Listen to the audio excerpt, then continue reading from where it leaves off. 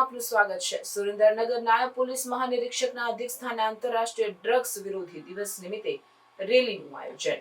સમગ્ર ગુજરાતમાં ગુજરાત પોલીસ દ્વારા વ્યસન મુક્તિ સાથે આંતરરાષ્ટ્રીય ડ્રગ્સ વિરોધી દિવસની ઉજવણી કરવામાં આવી રહી છે। ત્યારે સુરેન્દ્રનગર જિલ્લા નાયબ પોલીસ મહાનિરીક્ષક ડોક્ટર ગિરીશ પંડ્યાના માર્ગદર્શન અને સૂચના સુરેન્દ્રનગર એસઓજી દ્વારા એસડીસી પોલીસ કેડેટ દ્વારા ભવ્ય રેલીનું આયોજન કરવામાં આવ્યું હતું।